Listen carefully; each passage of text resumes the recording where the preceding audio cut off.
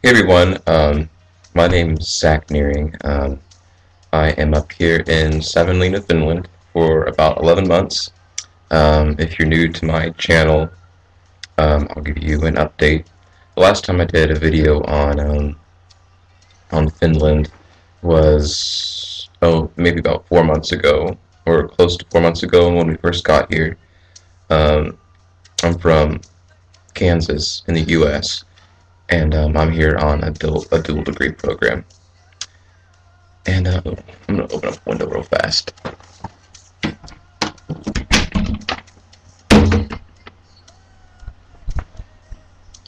So, anyway, the dual degree program is going to allow me to be able to work with the European Union in medicine and nursing, and over in the US with medicine and nursing. So, it's a good opportunity. I'm a non-traditional student. I'm 25, and it's going to set me behind a semester. So, if anybody knows me well, they know that I'm not the most patient person, but maybe they think I am, but I know myself that I'm not so patient all the time, especially when it comes to school, because it's been a goal of mine to just get it finished with. So a semester isn't bad being set behind, but it'll be really nice to finish school. When we first got here in Finland, it was really nice weather. They said that this summer was abnormally warm, and that's true for I think most of the world, especially for Kansas, I think, because it was around 110 degrees 4 months straight. So it was really nice in Finland when we got here. It's starting to get cold now. It was a lot colder than it is right now today. In this last week, it's been very nice. It's a beautiful place, beautiful city. It's a small town rather than a city. It's about 4 hours away from Helsinki by train. Full of nature. People are very nice. People are very quiet, though, unless they're drinking. We live in a series of flats. My friend Susie and I are both down here. We're close friends in the program in the U.S., and we both got the opportunity to practice over here. And she's across the building from me, so I'm the only one who lives in this flat. The flats consist of 2 bedrooms, a shared kitchen, and a shared bathroom, and a big foyer, and lots of closet space. It's really nice. It's very white in here. Probably good for web things that I'm doing right now with the reflected light. But it's pretty large, pretty nice. Finland was one of the places that we were able to go to. Hungary is another place that the school's working with the TADD program, and Ireland is the third place that triangulates the classes between Washburn, the home university that I'm in the U.S., between the rest of the cities, Ireland, Finland, and Hungary. So after this, I'll be heading to Hungary. Let me turn this down a bit, sorry. I'll learn the wonders of Spotify shortly. So after this, after the end of March, we're going to be going to Szeged, Hungary, about 2 hours away from Budapest, and that's where we'll finish our education, and the program will be finished on the end of June. So I'll be celebrating my birthday in Hungary, which is going to be pretty cool, I think. It's supposed to be a really sunny and warm city. I'm really excited to try out like the hot spring baths. You know, I was a fan of Greek and Roman, mythology and history and stuff like that when I was young, and I saw the baths, and I thought those look really cool. Like, neat swimming pool. So that's one of the things I'm looking forward to in Hungary. I made lots of nice friends over here in Savonlinna. It's really interesting when you get thrown into a different culture without knowing the language, without knowing anything about it. I knew nothing about Finland. Susie also admits that she knew nothing about Finland either. We came knowing how to say hello, and my name is Zach, or my name is Susie, and that's all we knew. We didn't know anything about Finland at all. When I first came down here, I got sick with a flu or a cold or something really bad. I never get them, so it was just made it that much worse. So after that, I learned how to get medicine through the healthcare system. You have to go to an apteki, which is a pharmacy, and you can't go to like a Walmart or anything equivalent of a Walmart to buy medicine. You have to go to an apteki. This is green tea. This is an olive. This is an olive juice jar. I just use them for cups.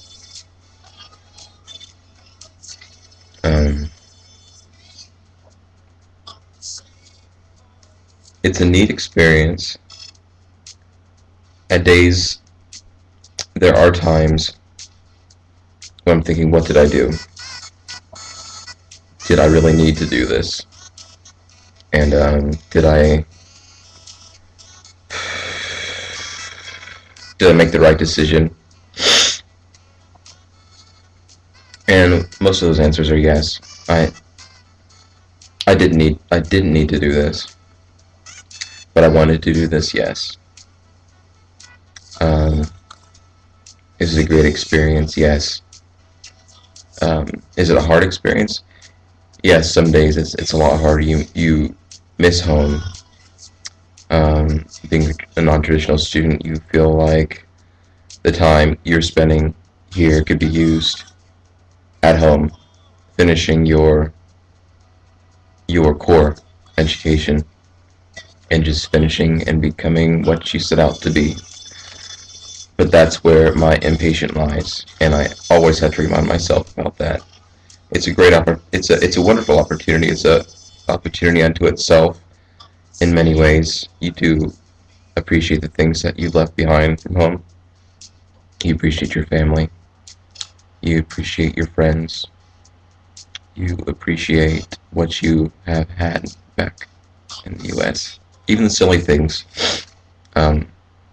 Like, I noticed how much I miss the silly Christmas trees being out so early at Walmart, or you know, the stupid stuff at Walmart, stuff that you might have found annoying before.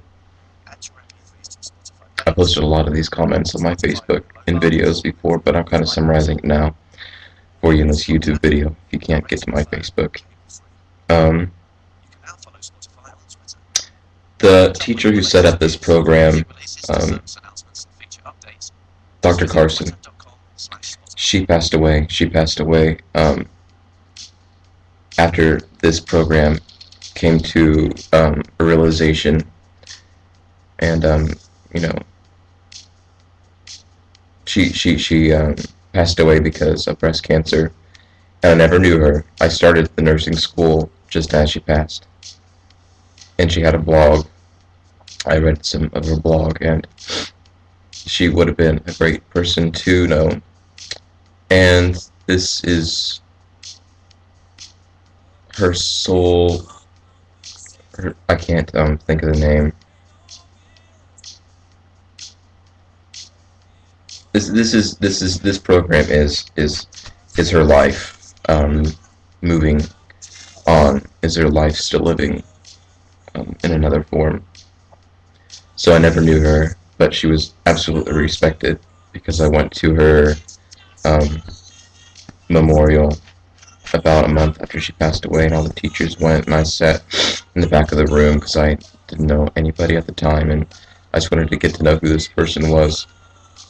And she was very supported, and she was going to be very missed, you could tell. And know that I'm doing this in part because of what she's created, the TADD program, and many other small reasons. But I just can't get the picture of her healthy. We received like an invitation to the memorial, Dr. Carson's memorial, and it had her picture on there when she was still well. And so this program isn't something that's quantitative, that's something cold and plastic. It's a soul survival thing of Dr. Carson, and it's part of her. It's a part of many other people who have put this program together. So that's my spiel about why I'm taking part in this.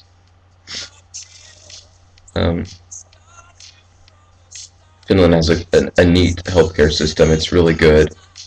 It's really preventative. That's the first thing I noticed about this healthcare system. The U.S. needs to get their asses on ball about preventative health. I read a community health book, and so much funding and money can be saved from preventative health and screening, and that's something that insurance does not cover. Insurance covers things after you get sick, and a lot of times after you get sick it's too late and becomes acute, and then after it's acute you're usually hospitalized and it takes a lot of money, and if things don't get better when it's acute, it becomes chronic, and things get better when it's chronic basically, but you don't want a chronic or an acute disease. You want preventative measures. Finland and the United States share a lot of the same chronic diseases that a lot of industrialized nations have: cardiovascular disease,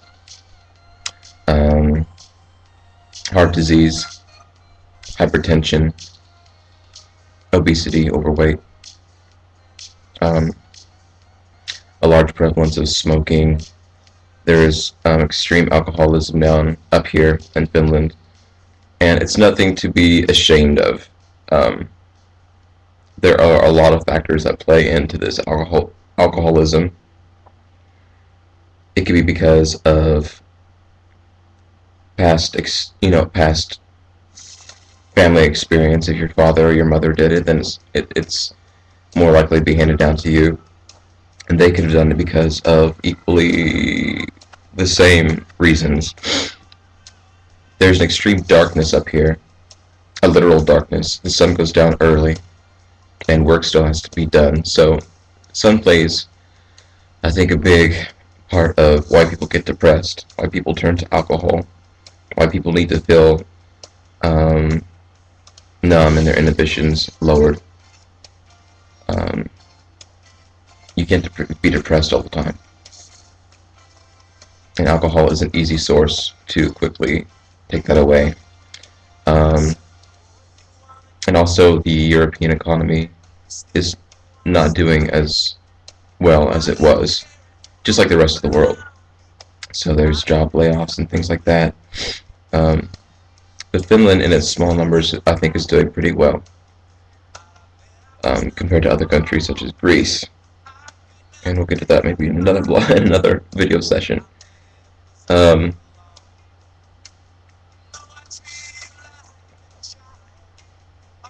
We had the opportunity to do some clinicals so far in childhood, maternity clinics, and also the high school system. And when you think of a high school system in the United States, you think about, getting your boo-boos, getting your scratches with a Band-Aid on, maybe a note pinned to your shirt home, and things like that. I know I'm kind of stereotyping it a bit. I'm sure I'm undermining, the responsibilities that a high school nurse has. But here, when you're in high school, you are examined by a nurse fully. and you go to that nurse because the nurse is competent in all of nursing. So she's taking care of you. She's taking care of you throughout your adolescence, and she would be the one that you go to, not just a clinic or a hospital, but that you would go to her and get the care that you would receive at maybe a hospital or